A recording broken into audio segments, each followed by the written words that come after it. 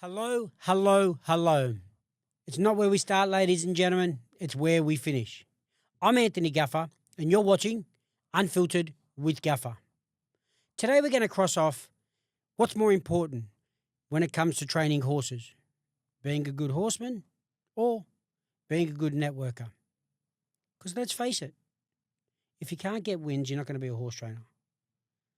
But if you can't bring people on board to buy horses, you're not going to get decent horses.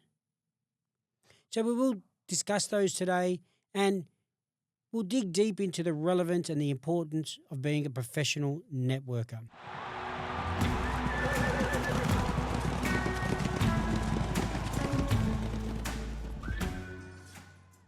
Now, as an owner, we hear it all the time. Trainers complaining that the horses are too slow. Or, how do I buy these horses? I've got a beer budget and I'm looking for horses that should be group type. Well, you need to have a healthy combination of being a good trainer, because if you can't train, success does breed success and results speak for themselves. That's what really brings the core interest in. But that only does so much in this industry, getting city wins week after week. But if you haven't got a network, if you haven't got a community, you're not going to be in the running for the good horses that are selling online that are ready to win races. So what's more important? Being a good networker or a good trainer? But I'm not here to compete against the two. I think you need both. I do really believe a good trainer needs the skills that he possesses to train horses, and he needs to be able to bring people on board. This episode, we're just talking about your own network. Next episode, we will be talking about how important your own personal brand as a trainer is and how that's come along. But today, it's about building your network. Now, whether you're a breeder or a trainer, syndicator, you can only get to a certain level of ownership if you're not working that group, if you're not working your network, if you're not working your own wider community, why are they going to continue to invest in you? If you're not working that wider community, your network that you're currently leaning on to buy horses will fade away, because everybody's got a limit. Everybody's got a limit on how much money they can spend on horses, everybody. So year on year, you can't continue to rely on your existing ownership group. You need to grow that. You need to expand that. With your ownership group, they will soon have enough, or they might want to spread their wings a little bit. They may want to go and have a couple of horses with you and a couple of horses with an alternate trainer, and that's okay. That's okay, because some horses are suited to different trainers or different areas. Some trainers specialize in different types of training. So my advice is, and what we're going to cover off today, is reaching out to a new network. And how do we go about that? We talk about having a track record, results speak for themselves. If you win good races, people should just come flocking in. It's not the case. I remember having a chat with a friend of mine, Gary Portelli. Yeah, and he's got a decent resume. He's won a couple of slippers. As far as the resume goes, he's up there. You'd think people would be lining up. I recall saying to Gary, how many yearlings you buying? How many orders do you have? And he's like, you can't believe it. What do I need to do to have people lining up? I've ticked all the boxes. It's not just a Group 1 win, it's the golden slipper. And I've still got to work hard to sell these horses. Now, is that not telling us we need to invest our time into growing our network, even if it's not your comfort zone, even if you're not comfortable reaching out to other people to bring them into your own community and grow your network? A golden slipper winner, just after the golden slipper, was still struggling to sell horses. And he's a good-looking guy, and he's got a lot of character. He's fun to be around. So having a reputation or having a proven track record is still not enough. And if you had a good season last year, that's a year old in this industry. You're judged on the current season, not last year. Your results from last year are dead and buried, unfortunately. You need to be on top of your game when it comes to training, but you can't continue to rely on your existing ownership group. Growing your network is what's going to change you from being a hobby trainer to a world-class training facility, to be an elite trainer, to having a satellite stable. Whatever you're looking for, the only way you're going to achieve that is by growing your network. Look, unless you're rolling in cash or you've won the lotto not once, 3 or 4 times, maybe you can survive. But having a network, not only does that allow you to have other opportunities during racing, but after racing. You may not be comfortable with being a networker and stepping out of your comfort zone because you're the trainer. But there's no two ways about it. You need to become comfortable with networking. A small network equals small growth. Over 90% of opportunities come from networking, not horses. Sure, on the back of Winx, on the back of Black Caviar, on the back of Autumn Glow, opportunities will arise. I do recall talking to a friend of mine. He had a group winning horse, and on the back of that, they managed to book in 20 covers to a stallion of theirs. However, and that's a fact, but a Winx, Black Caviar, and Autumn Glow, they don't pop up every week. They just don't. So you need to start reaching out to a wider community, and the correct wider community, not just anybody, to grow your network, because you're going to burn your existing ownership base if you keep leaning on them to sell horse after horse after horse. So one of the things you need to do, you need to keep planting the seeds. You need to keep knocking on doors. You need to keep growing your network. Plant your seeds and nurture the fields. Eventually you'll have flowers. Sure, you can't eat a flower, but people will see those flowers and people are drawn to pretty flowers. Actually, that's not a bad one. People are drawn to pretty flowers on a much smaller scale. I personally used to breed my own horses and take them to the sales to be sold.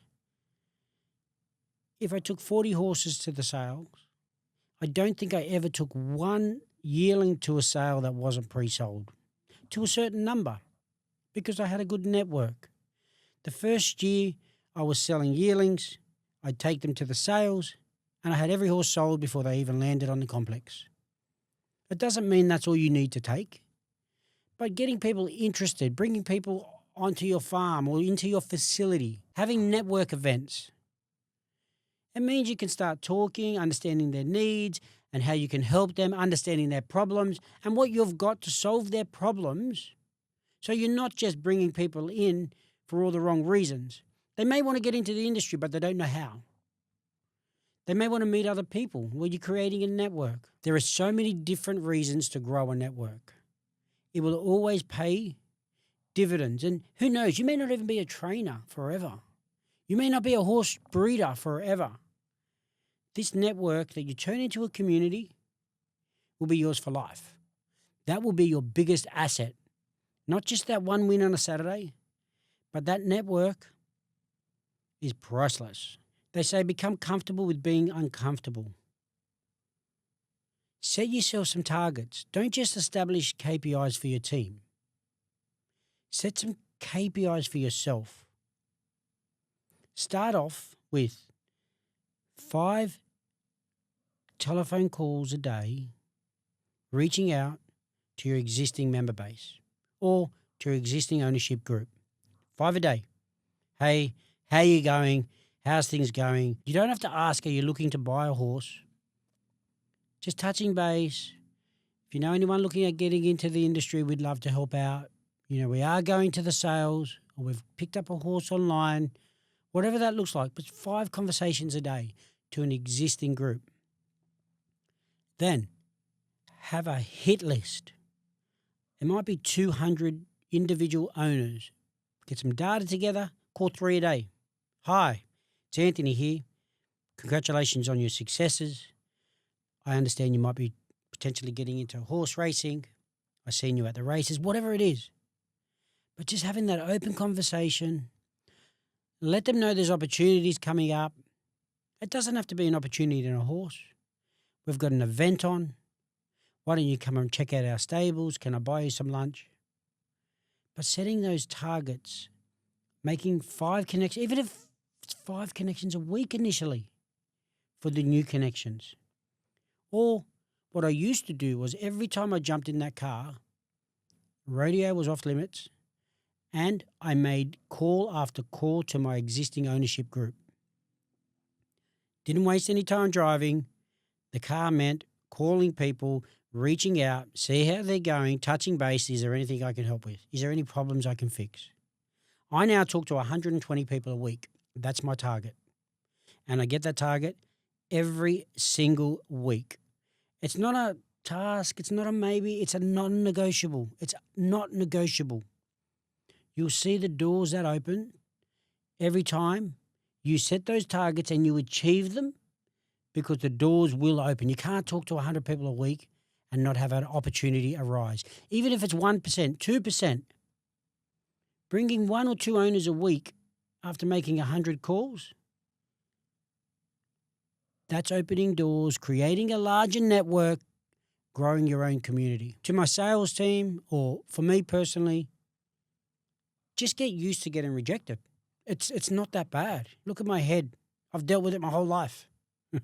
But the more you become comfortable with being rejected, or no, I'm not interested, it simply means it's a part of your job. Don't take it personal. They're just not interested at that moment. Things change, things evolve, the tide will turn, and eventually you'll be doing business with people you never thought you would. What happens if people start talking? Well, who cares? Focus on you. Negativity comes from below, not above. Negativity comes from jealous people. I've actually never really had a problem with it because I just don't entertain it. I'm just not interested in bringing negativity into my life or my family's life. I've got a no dickhead policy, no negativity policy. You will learn to be able to block it. Reach out to people. If they're not comfortable with that situation, you don't need to keep going there. If people start talking, that's okay. People typically talk because you're having a bit of success or because you're doing something they couldn't. Like I say, the way I deal with it, I just don't entertain it. A lot of people seem to thrive on, I'll prove them wrong. Or, if they think I can't make it, it's going to drive me. What the for? Who cares? Why do you care about people trying to bring you down? So, Anthony, I hear this all the time. Anthony, I'm introverted. I can't do this. I can't do it. Yeah, well, you can't grow either. I don't care if you're introverted. I don't care. Stepping stones, little baby steps. Start reaching out. Be uncomfortable. It's like my sister. If she brings me her baby, I'm like, oh, little Mary, how are you? I don't grab that baby going, oh, my God, this is a cute little baby. Oh, this is a nice baby. Oh, can I cuddle your baby? Oh, okay, baby. You don't do that. It's like, oh, my God, your baby's beautiful. This is the most cutest baby ever. Oh, my God, you're so cute. Adapt that into sales. Adapt to the situation that's put in front of you. I'm here to tell you, after 100 calls or 100 times you've knocked on someone's door, you're not uncomfortable anymore. That first phase when you're starting on a daily basis, yeah, it's going to be awkward. But think of the big picture. Think about the doors it can open. And networking is such a powerful tool. Make a start 5 times a day, 10 times a day, whatever that looks like. Reach out to people in the coffee shop. Start talking to people randomly. Break that barrier. It gets easier. So, when it comes to training, clearly I'm not a horse trainer. I'm not claiming to be a horse trainer. But I do love networking. I'm not saying I'm the best networker, but I enjoy it. I've made it a part of my life. But you can only go so far on your own.